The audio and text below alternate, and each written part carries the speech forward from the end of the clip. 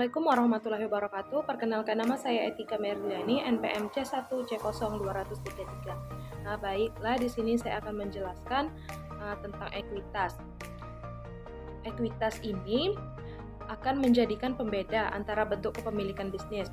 Nah, bentuk kepemilikan bisnis ini ada 3. Yang pertama yaitu perusahaan perseroan atau proprietorship, yaitu modal yang berasal dari pemilik.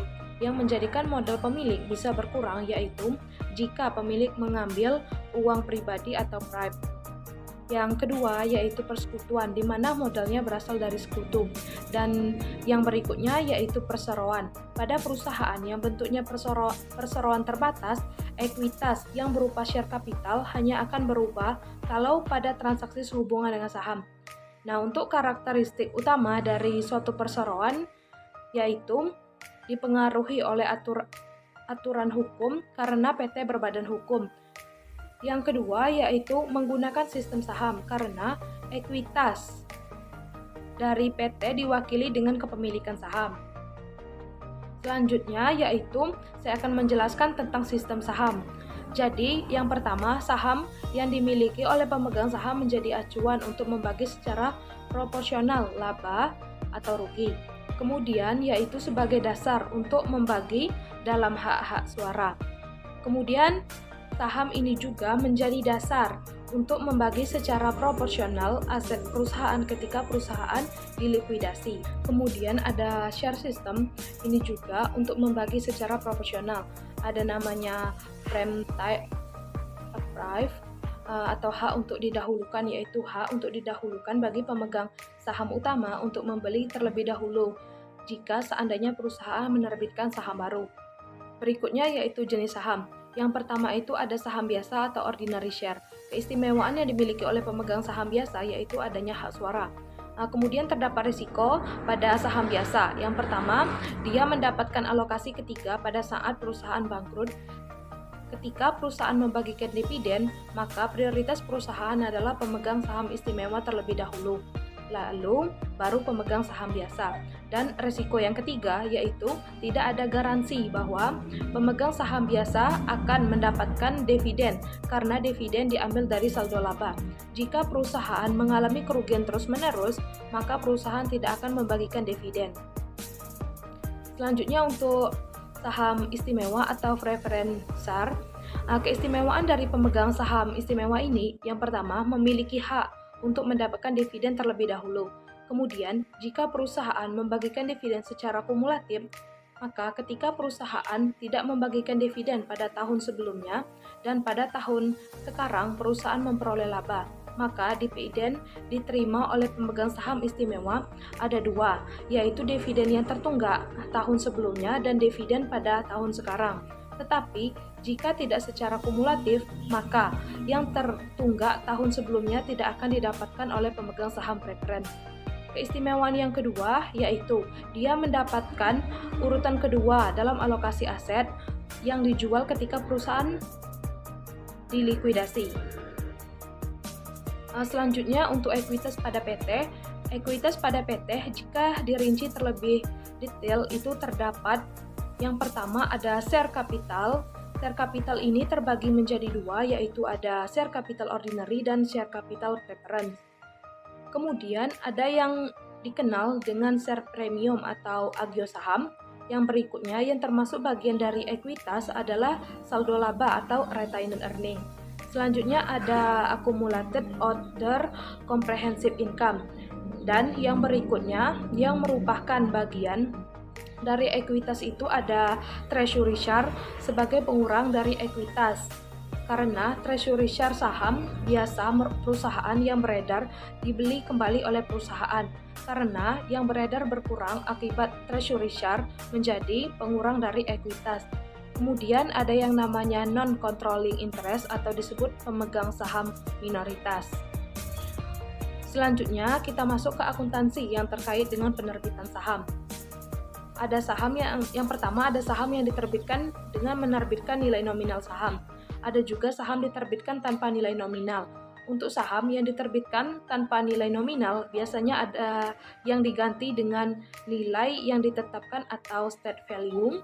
Kemudian nanti ada juga bicara cara penarikan saham melalui kombinasi.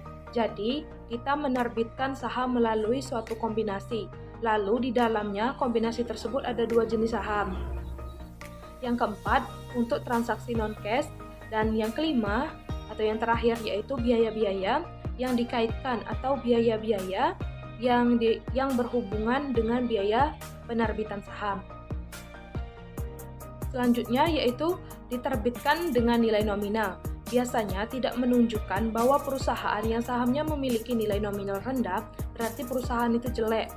Perusahaan mendapatkan nilai nominal yang rendah atau nilai nominal atau tanpa nilai nominal yaitu untuk menghindari terjadinya kontingensi liabilitas. Nah, jadi seandainya saham itu tanpa nilai nominal, maka share capital ordinary langsung kita kalikan dengan jumlah saham yang diterbitkan dikalikan dengan harga pasar sahamnya. Tetapi jika seandainya tidak ada nominal tapi ada nilai yang ditetapkan, maka nilai yang ditetapkan ini akan menjadi pengganti dari nilai nominal, sehingga share capital ordinary-nya kita hitung dengan jumlah saham yang diterbitkan dikalikan dengan state value. Nah, selisih di antara jumlah kas yang diterima dari penerbit saham dengan share capital ordinary yang dicatat itu akan kita akui atau kita catat pada akun share premium ordinary. Sekarang yang berikutnya, bagaimana kalau seandainya saham itu diterbitkan paketan atau dia diterbitkan bersama dengan sekuritas lain? Nah, ada dua metode untuk mengalokasikan atau memisahkan, tetap pencatatannya itu harus terpisah mana yang merupakan saham biasa dan mana yang merupakan saham istimewa. Maka harus ada pengalokasian, yaitu kita kenal dengan dua metode. Yang pertama yaitu ada metode proporsional, maka metode ini digunakan jika kedua harga pasar saham, baik harga pasar saham biasa maupun harga pasar dari saham istimewa, keduanya diketahui. Tetapi jika informasi yang diketahui hanya harga pasar satu saham, maka kita menggunakan metode inkremental. Penerbitan saham untuk transaksi non-cash. Jadi, walaupun secara umum kita menerbitkan saham itu untuk memperoleh uang cash, karena menerbitkan obligasi itu adalah bagian dan cara perusahaan untuk mendapatkan dana dalam jumlah yang besar. Tetapi ada kemungkinan jika menerbitkan saham juga untuk transaksi non-cash. Misalnya saja, kita menerbitkan saham karena kita memperoleh aset tetap, atau kita menerbitkan saham karena kita membayar jasa yang diberikan, kemudian memberikan bonus kepada karyawan dengan menerbitkan saham agar mengikat karyawan tersebut pada perusahaan, ataupun memberikan dividen dalam bentuk saham. Selanjutnya yaitu reacquisition of SAR, yang menjadi dasar perusahaan itu membeli kembali saham yang beredar, yaitu yang pertama dilakukan supaya saham perusahaan menjadi menarik, karena walaupun yang membeli itu adalah perusahaan itu sendiri, tapi setidaknya itu adalah permintaan.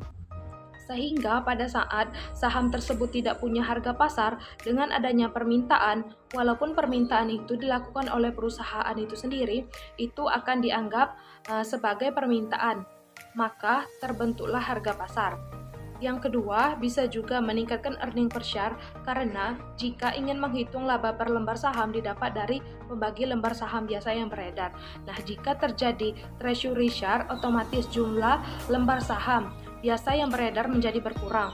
Nah, kalau pembaginya menjadi lebih kecil, otomatis earning per share-nya akan menjadi lebih tinggi. Yang ketiga, bisa juga orang melakukan treasury share ini karena sahamnya akan digunakan untuk diberikan kepada karyawan sebagai bonus, dan atau untuk melakukan treasury share untuk menyingkirkan pemegang saham yang tidak disenangi. Kemudian, treasury share itu akan mengurangi ekuitas. Treasury share yang sudah kita peroleh atau sudah kita tarik, saham tadi bisa kita jual kembali. Nah, ada dua kemungkinan kita menjual treasury share kita itu dengan harga di atas harga peroleh, atau ada kemungkinan kita menjual treasury share kita itu dengan harga di bawah harga peroleh.